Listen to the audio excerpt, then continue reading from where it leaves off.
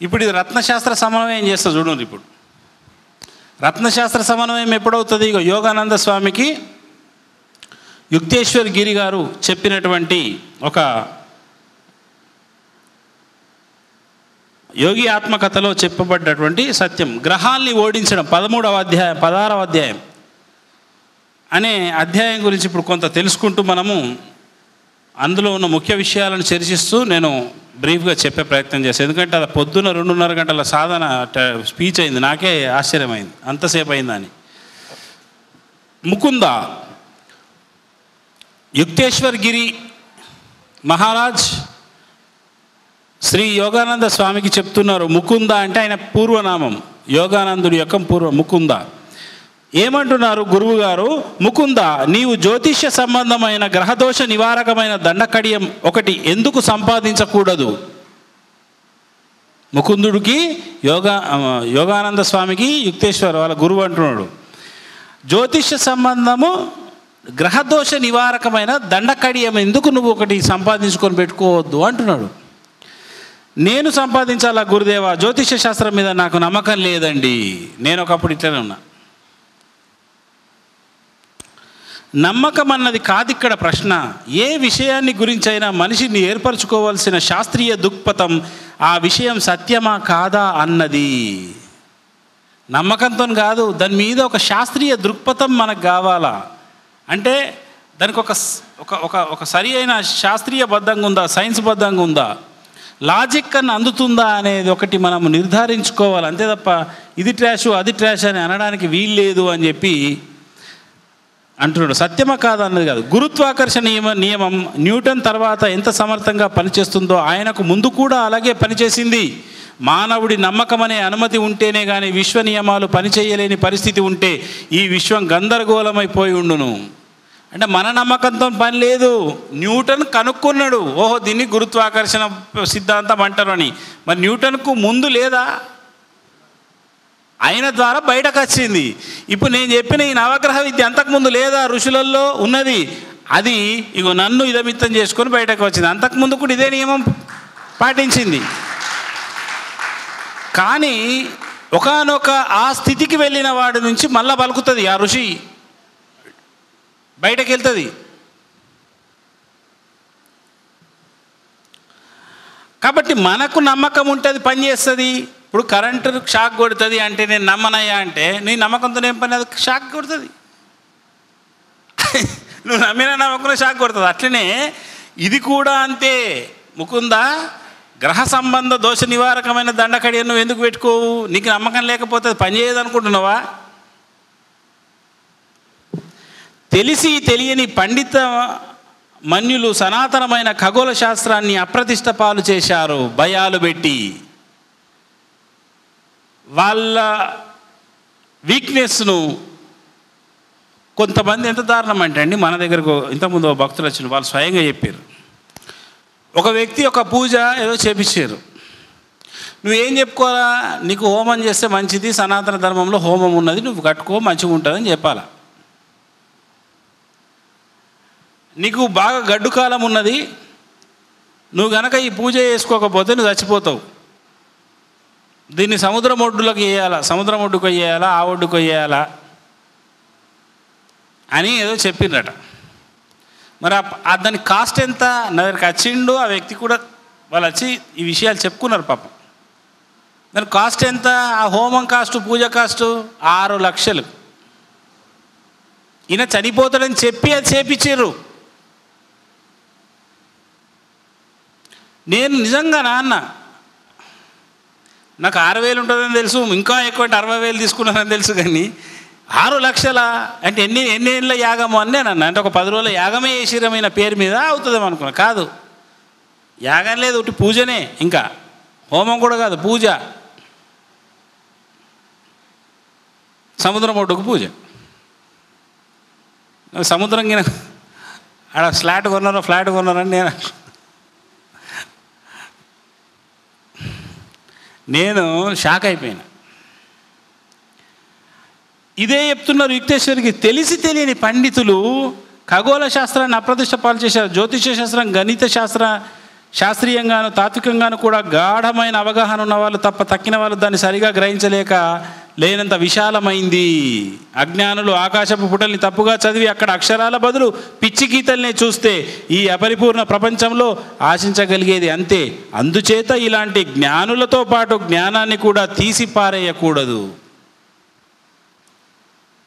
కొంతమంది యొక్క వాళ్ళ పైత్యాలు రుద్ది ఆయా శాస్త్రాలను స్వార్థపూరిత ప్రయోజనాలకు వాడుకున్నారు. వాడుకుంటే వాడుకోబడుదురుగాక, కానీ భయాభ్రాంతులకు చేసేసారు. రే నువ్వు చేసుకోకపోతే నీకు గండం ఉన్నది, నువ్వు చచ్చిపోతావు, నీకు ఇది అయిపోతుంది. వాస్తవంగా అది అవుతుందో కాదో తెలియదు, కానీ వీడు భయపెట్టుడి నుంచి అయితే స్టార్ట్ అవుతుంది. భయపెట్టుడు స్టార్ట్ చేసినట్టు స్టార్ట్ అయిపోతుంది ఏదో ఒకటి. అవునేమో అయిపోతుందేమో, అయినేమో అయిపోతుందేమో. మనిషి లోపల ధైర్యాన్ని నింపేది మనకు 3 ఆలయాలు ఉన్నాయి. వీటిని ఆలయాలు అన్నారు. ఒకటి దైవాలయాలు, దాన్ని ఏమన్నారు దేవాలయాలు. మనిషికి ధైర్యాన్ని నింపడానికి మాత్రమే, మనిషిలో ఆత్మవిశ్వాసాన్ని పెంచడానికి మాత్రమే నెలకొని ఉన్నటువంటి ఆలయాలు ఏంటంటే, ఫస్ట్ ఆలయం దేవాలయం, రెండవ ఆలయం వైద్యాలయం. వైద్యాలయంలో కూడా వైద్యులు ఏ రకంగా ఉండాలా, ధైర్యం చెప్పాలి. ఆడ చచ్చిపోతాడని తెలిసినా కానీ నీకేం కాదా అని తలుపు తట్టాల. ఇప్పుడు పరిస్థితి ఏమున్నది మీ అందరికీ తెలుసు. అడల కోవిడే ₹1,00,000 పట్టుకొని పోవాలా, ఆ రిపోర్ట్లు టెస్ట్లు అంటేనే వాడు ఆ సావు రాకముందు ఈ సావు వస్తుంది వాడికి. అది పరిస్థితి ఇలా చూస్తున్నారు అందరూ. మళ్ళీ చివరికి ఏం లేదు, నార్మల్ రిపోర్ట్స్. నాడి బట్టి చెప్పే రోజులు ఎటుపోయినాయి, మనిషి కళ్ళను చూసి చెప్పే రోజులు ఎటుపోయినాయి. ఇవాళ మనిషి పేషెంట్ డాక్టర్ దగ్గరికి రాకముందు ముందే టెస్ట్లకు ముందు రిపోర్ట్స్ కొని తర్వాత చూస్తాం. రిపోర్ట్లు చూడలేని చెప్పలేని పరిస్థితికి వచ్చింది. ఇదంతా వీళ్ళకి తెలియదా? తెలుసు. కన్ను చూసి కూడా చెప్పచ్చు వాడికి ఏం కాలేదని, నాడి చూసి చెప్పచ్చు నీకేం కాలేదని. అటువంటి నిపుణత ఉండి ధైర్యం ఇవ్వాలి అనేది వైద్యో నారాయణో హరిహి. అతడు అక్కడ ధైర్యం ఇస్తలేరు. నెక్స్ట్ ఏంటి, విద్యాలయాలు. విద్యాలయాలు కూడా నీకేం చేయాలి, ధైర్యం ఇవ్వాలి, ఆత్మవిశ్వాసాన్ని పెంచాలి, వారి లోపల ఉన్న టాలెంట్స్ను తట్టి లేపుతూ వాళ్ళని ఎంకరేజ్ చేయాలి. ఈ రకంగా ఈ 3 ఆలయాలలో, దేవాలయాలలోనేమో ఇటువంటి అంటే దట్ మీన్స్ ఈ అర్చక వ్యవస్థ కావచ్చు, జ్యోతిష వ్యవస్థ కావచ్చు, మరొకటి కావచ్చు. అదంతా ఆ ఆలయాల వ్యవస్థకి వెళ్ళి బయటకు వచ్చిన ఉపశాఖలు ఇవన్నీ, ఉపాంగాలు ఇవన్నీ. జ్యోతిష్యం కానీ న్యాయశాస్త్రం కానీ ఇవన్నీ వచ్చినంత అక్కడి నుంచే. ఇక్కడ ధైర్యము నెలకొల్పబడుతుందా, మనిషిని భీరువులాగా చేస్తున్నారా? నీకేం కాదయా, ఇవ 4 గోళీలు తిను, ఏం కాదు, నువ్వు ఇట్లయితే వేసుకో నీకు తగ్గిపోతుంది అని ఒక డాక్టర్కి చెప్పాలా? ఏం కాదు, ఇదేం పెద్ద ప్రాణాంతకం కాదు, క్యాన్సర్లు వచ్చినా తగ్గుతున్నాయి, ఇదేం తీసాబు అన్నంత ధైర్యం ఉంది ఇవాళ. ధైర్యం అనే కౌన్సిలింగ్ సెంటర్ ఒక ప్రతి అదేంటి హాస్పిటళ్ళల్లో ఒక కౌన్సిలింగ్, ధైర్యం నేర్పే ఒక కౌన్సిలింగ్ సెంటర్ ఉండాలి నన్ను అడిగితే పేషెంట్కి. నిజం, ఇవన్నీ మేము చూస్తున్నాం కాబట్టి కొంతమందికి అది ఇదవుతున్నారు కాబట్టి. అట్లనే జ్యోతిష్యుడు కూడా ఫస్ట్ ఏంటంటే, జ్యోతిష్యులే కావచ్చు, ఒక గుడికి అర్చకులు కావచ్చు, కష్టాలు ఉన్నాయని వాళ్ళు సమీపిస్తారు. నువ్వేం చెప్పాలా, అమ్మవారు చూసుకుంటుంది, నీకేం కాదు, ధైర్యంగా ఉండు, ఇక్కడికి వస్తూ ఉండు, అమ్మవారు అన్ని భరోసా ఇస్తుంది, అది ఇస్తుంది, ఇది ఇస్తుంది అని వాళ్ళకి ఏంది అద్భుతమైన ఒక ఒక ఒక పోర్షన్ వాళ్ళ లోపల ఫీడ్ చేయాలి. ఏంటి, ధైర్యం, దైవశక్తి ఉన్నది, నువ్వు నమ్ముకో. అంతేగాని నువ్వు పలాంది చేసుకుంటేనే పోతుంది అని అంటే అది బిజినెస్. ఇది నేను చెప్పేది, షరతు వద్దు అంటున్నా. ఇప్పుడు నేనేమంటా, నీకు వీలైతే ఆడ హోమం ఉంటుంది. మీ ఆర్థిక పరిస్థితి ఉన్నదా, యాగం ఉంటుంది 9 రోజులు, మంచిదే. యాగం ప్రకృతి శ్రేయస్సుకు జరుగుతున్నది. నీకు వీలున్నదా, నీకు ఒకరోజు వీలుంటే ఒకరోజు చేసుకుంటే చేసుకో, కానీ చేసుకుంటే తప్ప నీకు దోషం పోదు అనేది నా జీవితంలో ఇప్పటిదాకా నేను ఎవరికనలే. ఇది ఫలాంది చేసుకుంటే అని. చేసుకోకున్నా అది పోయే టైంలో పోతుంది. ముందు ధైర్యం నింపు. వాడు చేసుకుంటాడా చేసుకోవడానికి షరతు అవసరం లేదు, వాడికి ఇష్టంతో చేసుకోవాలి. నేను ఒక పలానా షరత్ అనేది ఉండదు నా దగ్గర, ఇది చేసుకుంటే ఇది అని. ఎందుకు అంటే నేను అన్ని ఆప్షన్స్ ఇస్తాను. ఇప్పుడు అబ్బా ఇట్లా చేస్తేనే మాకు అన్నీ వస్తాయా, మరి ఓంకారమే వస్తుంది మాకు అంటే నువ్వు ఓంకారం చేసుకో, ఫలితం వస్తుంది. అక్కడ చెయ్యి పెట్టుడైతే తెలుసు, చేసుకో. అంటే మనిషిని భయభ్రాంతులకు లోను చేయొద్దు ఎవ్వరు, ఎప్పుడు, ఎక్కడ. ఎవరికి హక్కు లేదు. ఈవెందే నేను అప్పుడు అన్నా యూట్యూబ్లో కూడా తమ్మునేళ్ళు పెడుతున్నానని. వాడికి ఎవరికి హక్కు ఉన్నది? ఆ రాశి వాళ్ళంతా బాధపడితే వాడు పాపం కట్టుకోవాలా? వాళ్ళు ఆత్మవిశ్వాసాన్ని దిగజారుస్తున్నావు నువ్వు. పంపు కొట్టాలా, లేపాలా అని ఆకాశమే ఇంద్రుడివి చంద్రుడు అని పోగొడితే కొంచెము మంచిగా నాకు అన్ని మంచి రోజులే ఉన్నాయట అని మంచి మంచి మంచి మంచి అవుతుంది. ఎప్పుడు కూడా మీరు నోరాడినట్టు నొసలాడుతుంది. బాగా తెలుసుకోండి, నోరాడినట్టు నొసలాడుతుంది. అంటే ఏంది నొసలి? నోరాడితే ఇది ఆడుతుంది, ఇది ఎట్లుంటే ఇది ఎట్లుంటుంది.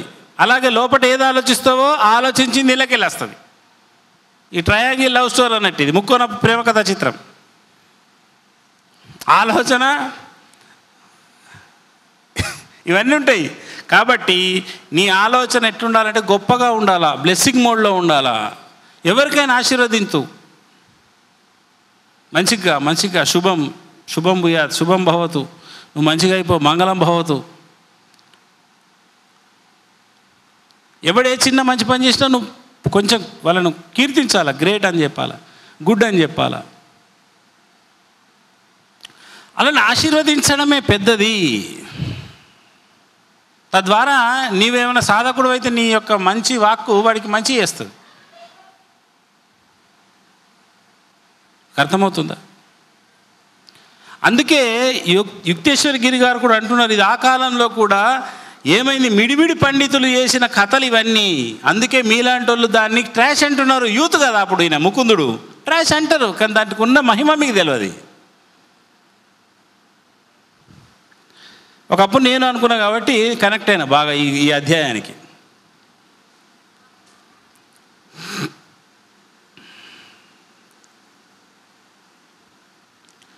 జ్యోతిష శాస్త్రం అన్నది గ్రహాల ఉద్దీపనలకు మనిషిలో కలిగే ప్రతిస్పందనని వివరించే శాస్త్రం. నక్షత్రాలకు గ్రహాలకు ఉద్దేశపూర్వకమైన మిత్రభావం కానీ శత్రుభావం కానీ ఉండదు. నక్షత్రాలకు గ్రహాలకు నీతోని మిత్రభావం ఉండదు, శత్రుభావం ఉండదు. అంటే న్యూట్రల్గా ఉంటుంది అది. నువ్వు ఎటు వాడుకుంటావు, ఏ కోణం వాడుకుంటావు అనేది నీ ఇష్టం. కత్తి ఉన్నది, నువ్వు కూరగాయలు తరుగుతావా, బీరకాయలు తరుగుతావా, బెండకాయలు తరుగుతావా, కర్బూజా తింటావా, దేని కోసుకుంటావు, కోడి కోసుకుంటావా, మేక కోసుకుంటావా, నీ ఇష్టం. కత్తితోనే కదా అన్నీ కోసేది. కాబట్టి వాటికి ఏముండదు. అవి కేవలము అనుకూల ప్రతికూల కిరణాన్ని ప్రసరిస్తూ ఉంటాయంటే వాటంతటా అవి మానవులకు మేలు చేయవు, కీడు చేయవు. కానీ ప్రతి మనిషి గతంలో తాను గతి కల్పించిన కార్యకారణ సంతులనాల బాహ్య పరిక్రియకు అవి నియమబద్ధమై ఒక మార్గాన్ని ఏర్పరుస్తాయి. దట్ మీన్స్ నేను అన్నా కదా, కర్మ వలయం తిరుగుతూ ఉంటుంది, వాటి ప్లేస్కు రాగానే అవి రిఫ్లెక్షన్ ఇస్తాయి. ఇదే దాని అర్థం. కర్మ వలయం మీద గ్రహాలు ఉన్నాయి, కర్మ రేఖ పైన ఉన్నాయి, అది తిరుగుతూ ఉంటుంది. కర్మ వలయం తిరుగుతుంది. తిరుగుతున్నప్పుడు ఆ గ్రహాన్ని టచ్ చేసినప్పుడల్లా ఆ స్థానాన్ని మీకు రోగాలు, నొప్పులో, బాధలు వస్తూ ఉంటాయి. అంతే. శుభమో అశుభమో జరుగుతూ ఉంటుంది. ఎప్పుడు ఇట్లా తిరుగుతుంది, ఈ సర్కిల్లో తిరుగుతుంది కర్మ వలయం. దాన్నే పురుగు మసులుతున్నది అంటారు. పురుగు అంటే ఇది కర్మ పురుగు. అడిగి లోపల నెత్తిలో పురుగు మసులుతున్నది అంటే అందరికీ మసులుతున్నది, కాకపోతే కొంచెం ఎక్క తక్క.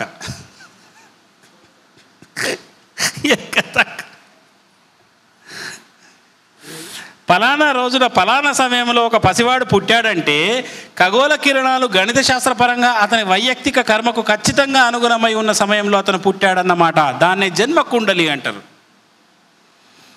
ఎంత బాగుంది చూడండి.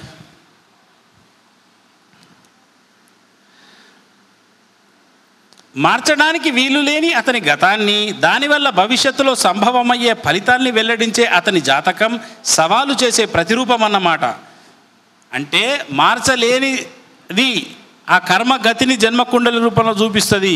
కానీ ఎవడైతే కర్తనో వాడే కర్మను నాశనం చెయ్యొచ్చు.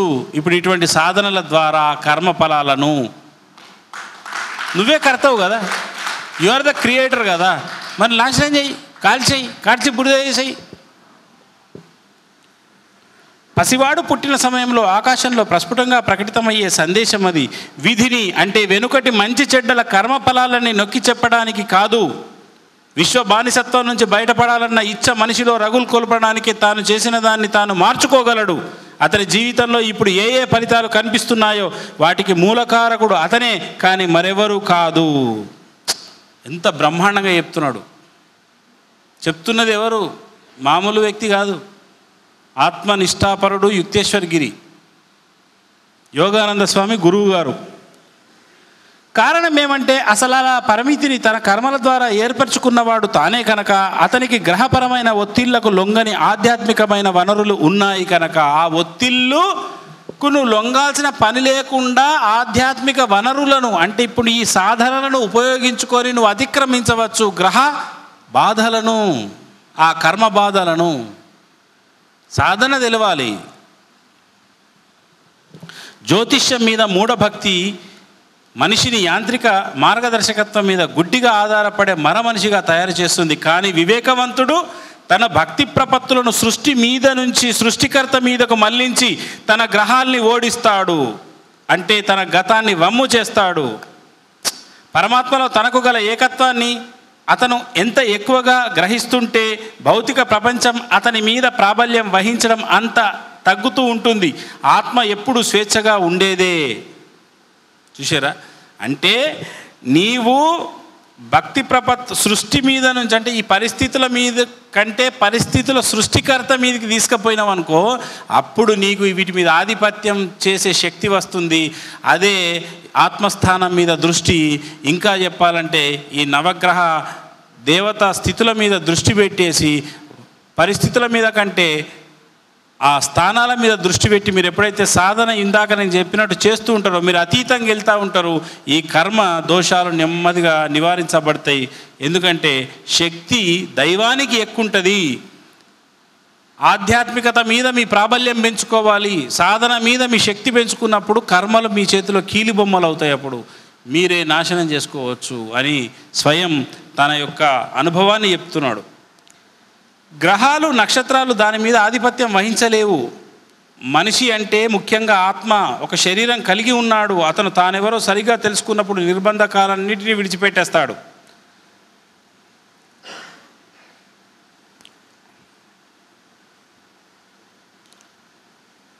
చూడండి, దేవుడంటే సామరస్యం. దేవుడితో ఐక్యానుసంధానం పొందిన భక్తుడు ఏ పని తప్పుగా చేయడు. అతని కార్యకలాపాలు జ్యోతిష్య నియమానుసారంగా సరిగ్గా సహజంగా జరగవలసిన సమయంలోనే జరుగుతాయి.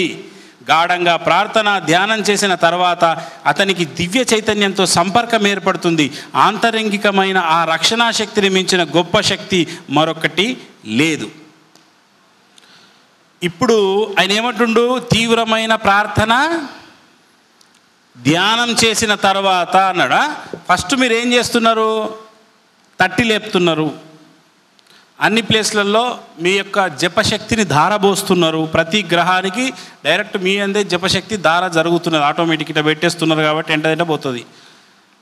అయిపోయింది. ఇప్పుడు ఏం చేయాలి? మీరు దైవనామాన్ని జపించారు, ఇప్పుడు ప్రార్థన చేయాలి. ఏంటి ఆ ప్రార్థన అనేదే మళ్ళా పెద్ద ప్రశ్న. ప్రార్థన ఈజ్ నథింగ్ బట్ సంకల్పాలు. ఈ సంకల్పాలు ఎట్లా రాసుకోవాలి అంటే మీరు ఉగాది నుంచి ఒక ప్రణాళిక మరి సిద్ధం చేసుకోండి. ఏంటంటే ఒక నోట్బుక్ తీసుకోండి. సమ్వాట్ రెడ్ కలర్ కావచ్చు. ఇప్పుడు మనకు దీపావళికి రెడ్ కలర్ బుక్కులు దొరుకుతాయి చూడు. ఒక బుక్ మంచి, ఒక డైరీ అంటే ఏదో ఒక రాతలు ఉండద్దు, అది ప్లేన్గా ఉండాలి, అడ్డమైన రాతలు కాదు, మీరు రాసిన రాతలు ఉండాలి తప్ప వేరే ఏ రాత, ఆ కంపెనీ నేమ్ కూడా లేని ఉంటాయి, ఏ పేరు ఉండద్దు దాని మీద, అట్లా ప్లేన్ రిజిస్టర్ ఉండాలి, ప్లేన్ రిజిస్టర్ ఒకటి తీసుకోండి. ఖాతా బుక్కులు చూస్తారా? ఖాతా బుక్కులు ఎర్రటి లాల్ కితాబ్ లేకపోతే ఆకుపచ్చ కితాబ్, ఏదో ఒకటి గ్రీన్ కలర్ కితాబ్ ఏదో ఒకటి తీసుకోండి. మీరు ఏం చేయాలా? దాన్ని ఎనర్జైజ్డ్ చేయాలా ఫస్ట్. ఇది చదువచ్చి రాసే కెపాసిటీ ఉన్న వాళ్ళకి ఇది. ఏం మాకు అది రాదండి అంటే ఊరికి అనుకోండి అంతే. ఇక రాత్రిపూట 11 సార్లు 21 సార్లు ఇది రాయడం అనేది కూడా కొంచెం మంచిది. మనకు తెలుస్తుంది నేను ఏం రాసుకున్నా నాకు ఏమైంది అనేది తెలడానికి ప్రూఫ్ అంతే. అందరు రామకోటి జపం రాస్తారు కదా, మీరు మీ యొక్క జీవిత అద్భుతాల కోటిని రాయండి. మీరు ఏది రాస్తారో అది వస్తుంది. ఎట్లా రాయాలి? ఇలా దాదాపుగా ఎక్కువ అన్ని రాయగలిగి చదవచ్చిన వాళ్ళే ఉన్నారు కాబట్టి చెప్తున్నా. ఇది కూడా ఆ లాల్ కితాబో ఏదో ఒక కితాబ్ తీసుకొని అతకబెట్టాలి. ఏం అతకబెట్టాలా? మంచి పాజిటివ్ యంత్ర, మీరు శ్రీ యంత్రం కానీ రాజశ్యామల యంత్రం ఫోటో ఒకటి తీసుకొని మంచిగా అతికేసుకోండి ఆ బుక్ మీద వెనక ముందు. అప్పుడు నెగిటివ్ ఎనర్జీస్ రావు. యంత్రాన్ని మంచిగా అతికేసుకోవాలి వెనక ముందు, శక్తివంతం అవుతుంది. యంత్ర ఎనర్జీస్ ఉంటుంది. ఇప్పుడు మీరు రాసేదానికి మీరు చేసేదానికి మీరు శాంభవి శక్తిని ఇస్తారు కాబట్టి అది కూడా చెప్తా. ఆ నోట్బుక్ ఇస్తూ ఉంటారు, మీరే రాసి మీరు సంకల్పానికి శాంభవి శక్తి వేస్తారు, ఇటు ప్రాణాస్త్రం వేస్తారు. రెండు ఏకకాలంలో పనిచేసి మీకు తొందరగా అది మీకు అయిపోతుంది. ఒక వ్యక్తి ఇప్పుడు ఏం చేయాలా? మీరు ఆ నెలలో ఏ రకంగా ఉండాలి అనైనా రాసుకోవాలా, లేదా మీ యొక్క మెయిన్ ఏముంటాయి? ఫర్ ఎగ్జాంపుల్ ఆ నెలలో మీ డ్రీమ్స్ కావచ్చు, మీకు ఏదైనా చిరకాల కొన్ని ఉంటాయి అవి కావచ్చు, ధర్మపూరితమైనవి, ఇతరులకు నష్టం చేయనివి, ఇతరుల దోసక తిననివి, ఇవన్నీ ఉంటాయి రూల్స్. ఇవి పనికిరావు. అలా ఓన్లీ ధర్మం, ఇతరుల సహాయం, దైవ సేవ, సాధన, ఆత్మసాక్షాత్కారము, దివ్య అనుభవాలు, దైవతా దర్శనాలు, ఇల్లు కట్టుకోవడం, పెళ్ళి చేసుకోవడము, సంతానము, వర్కులు కావడము, శత్రువుల నుంచి రక్షణ పొందడము, ఇటువంటి ఏవైతే ఉంటాయో ఇవన్నీ రాసుకోండి. ఓకేనా? పిల్లలకు జాబులు ఎన్నో ఉంటాయి, రాయాలా. ఎట్లా రాయాలా? నీట్గా ఇది ప్రతిరోజు రాత్రి రాయాలా. అర్థమైందా?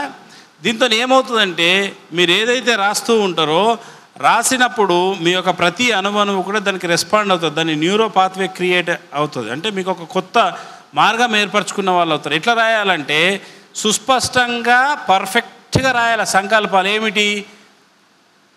నేను ఎప్పుడైనా ప్రతీది మీరు ఎట్లా రాయాలంటే వరించుగాక, జరుగునుగాక, అయిపోవుగాక, లభించుగాక అనాలా. నేను కృషి చేద్దునుగాక, నేను కష్టపడి సంపాదించునుగాక, ఇటువంటి మాటలు రాయకండి. జరిగిపోవుగాక, అయిపోవుగాక. ఏంది? నాకు మంచి గృహము వరించుగాక. పెళ్ళి కాని పిల్లలు, ఒక అబ్బాయి ఉన్నాడు, నాకు ఒక మంచి అందమైన ఆస్తి గల సుగుణవతి రూపవతి గుణవతి అయిన వధువు వరించుగాక. ఈ సంకల్పాల డిజైనింగ్ మంచిగా రాసుకోవాలా. ఏళ్ళ కష్టము నష్టము, నా అప్పులు తీరిపోవుగాక అట రాయద్దు. నీకు అప్పులు పెరుగుగాక అని అది ఆశీర్వదిస్తుంది. ఏమని రాయాలా?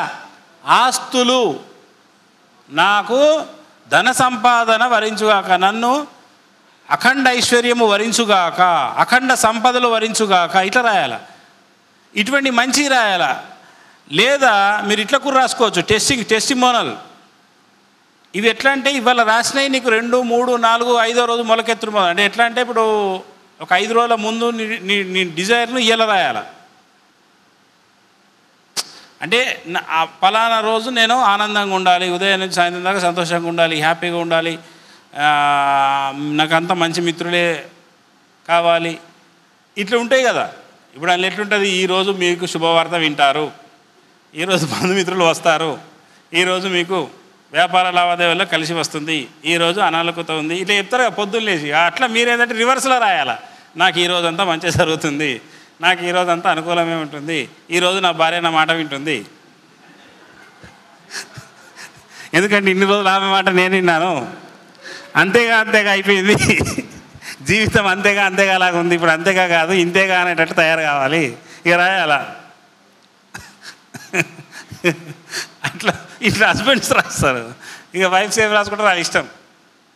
కానీ అత్యాశ కాకుండా తన శక్తి అనుసారం రాయాలి. అత్యాశ కాదు, శక్తి అనుసారం నీవు నమ్మింది నిజాయితీగా ప్రశాంతంగా రాసుకొని లాస్ట్కు తదాస్తు అని ఒక పేజ్ అంతా నింపాల. రాసిందే 21 సార్లు రాయండి, 30 సార్లు రాయండి, కానీ ఒక పేజ్ అంతా రాయండి.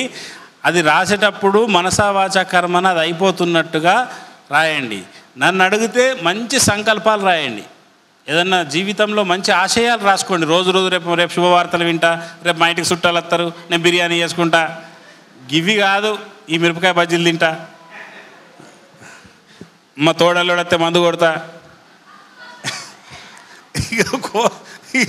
ఇక ఇసుంటి కూడా రాసుకుంటారు. పీనేక బహానా చాయి అన్నట్టు. తాగేటోడికో కారణం అట, రాము వస్తే తాగుతా, రాము పోతే తాగుతా. ఒకనాడు ఒక దోస్తు అడిగిండట, అరే ఏంద్రా ఇయ్యలు ఎందుకు తాగినారా, రోజు తాగుతావు ఏదో కారణం అంటే. మరి ఇయ్యలు ఎందుకు తాగినామంటే, ఇలా రాముగాడు వచ్చిండ్రా తాగిన, నా చిన్ననాటి స్నేహితుడు. సరే మరి ఇయ్యలు ఎందుకు తాగినామని తెల్లారడుతాడు, పోయిన బాధలో తాగినట్టాడట. అంటే కారణం ఏదో ఒకటి వెతుకుంటారు అన్నట్టుగా. ఇక గురువుగారు చెప్పింది అది మంచిగా ఉంది, ఈరోజు నేను పార్టీలకు పిలుచును కాక అందరూ ఆడ పంచపక్ష పరమాణాలు నుండును కాక గివి రాయకండి. మీరు గొప్ప లక్ష్యాలతో ఉంటే ఇవన్నీ ఆటోమేటిక్ వస్తాయి. మీ ముందట పంచపక్ష పరమాణంలో తినే స్థితికి పోతారు మీరు.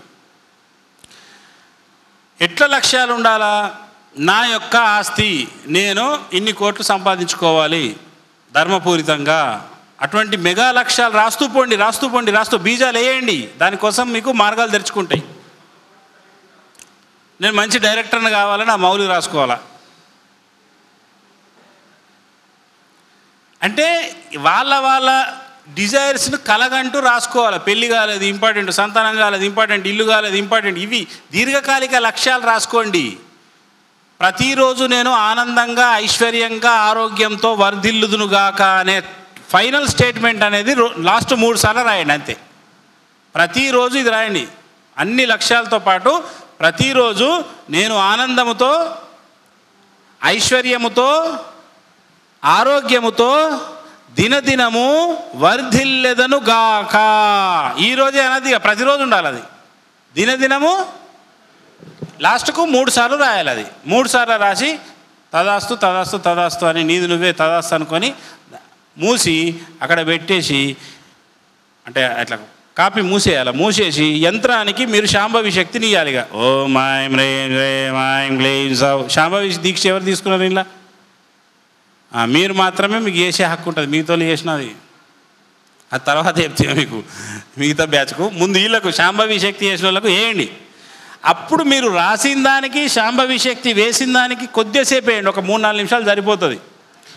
వేసి పక్కకు కరెక్ట్ దాన్ని గౌరవప్రదంగా ఉంచండి అంతే. పక్కకు ఇట్లా పడేసుడు, బెడ్ మీద పడేసుడు, అటక మీద పడేసుడు కాకుండా అదొక జీవిత నీ యొక్క సంకల్ప గ్రంథం కాబట్టి పక్కకు పెట్టుకోండి. అదే ఇతరులు చదవద్దు, ఇతరులు ఓపెన్ చేయొద్దు, నీ భార్య కూడా చదవద్దు. రాసుకొని సంకల్పాలు మంచిగా దాన్ని ఇట్లా చుట్టి అదే ఒక క్లాత్లో పెట్టి మళ్ళీ పెట్టుకోవాలి పక్కకు. మళ్ళీ క్లాత్ తీసి పవిత్ర గ్రంథాన్ని ఎట్లా చూస్తారో అట్లా చూడాలి. ఆ రకంగా మీరు ఒక 1 year పాటు చేస్తూ ఉంటే మీకు అందులో మీరు రాసుకున్నటువంటి అందులో మీరు కోరుకున్నటువంటి విషయాలు జరగడం అనేది ప్రారంభం అవుతున్నట్టు మీరు తెలుస్తుంది. అది కొన్ని దీర్ఘకాలిక లక్ష్యాలు స్టార్ట్ అయినట్టు కనిపించకపోవచ్చు, కానీ ఒకనాడు మీకు అన్నీ మీరు ఆ గ్రంథం మీ దగ్గర పెట్టుకోండి. ఒక 5 ఏళ్ల గ్యాప్లో కూడా అసాధ్యం అనుకున్నది కూడా సుసాధ్యమైనట్టు, నేను అప్పుడే వేసిన బీజం ఇక ఇయ్యాలన్నా నాకు ఫలం వచ్చింది అంటే గురువు గారు చెప్పింది కరెక్టే. అంటే కొన్ని పెద్ద లక్ష్యాలు ఉండవచ్చు, ఆ పెద్ద లక్ష్యాలు నెరవేరడానికి ప్రకృతికి కొంత టైం కావచ్చు, కొన్ని చిన్న లక్ష్యాలు తొందర కావచ్చు. కానీ ఏదైనా కానీ మీరు రాశారు అంటే మీ దగ్గరికి కంపల్సరీ వచ్చి పడుతుంది. అది వెనక ముందు అచ్చుడు పక్క. నేను ఎందుకు ఉంచుకోమంటున్నది, నీ విధాతకు నీ విధికి నువ్వే కారకుడు అని నీకు ఒకనాడు తెలవాలా. కాబట్టి నేను పక్కకు పెట్టుకో అంటున్నా. ఇయర్ది 2024 డైరీ. అదేం డైరీ? మామూలు డైరీ కాదు, నీ సంకల్పాల డైరీ, నీ విధిని నువ్వు రాసుకుంటున్న డైరీ, నీ జీవితానికి నువ్వే బ్రహ్మదేవుడైన డైరీ. అది అట్లా ఉండాలా.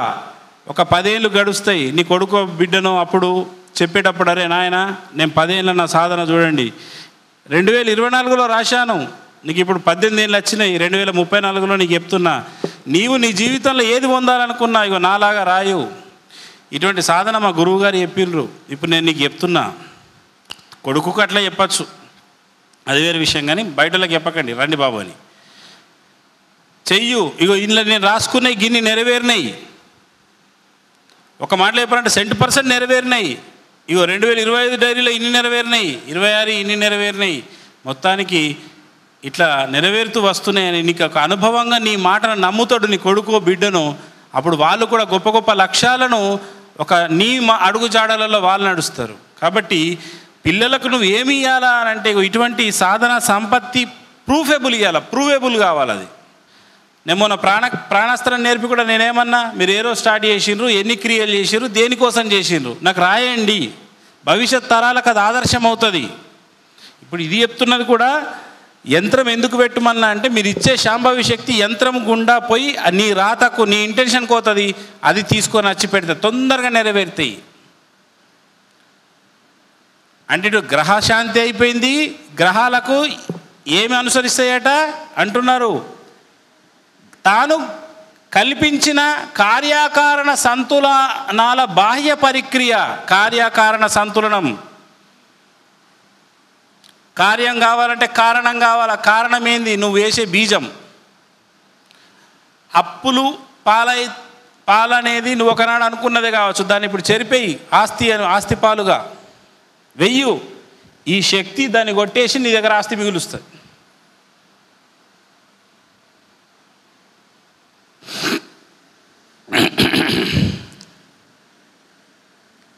ఓకేనా?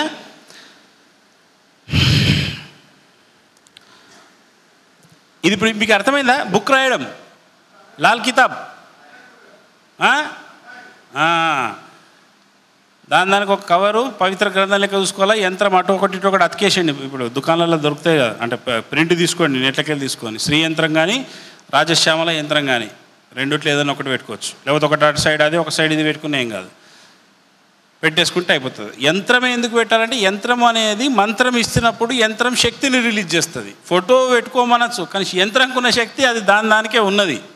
యంత్ర ఈజ్ యంత్ర, పవర్ జనరేషన్ అది.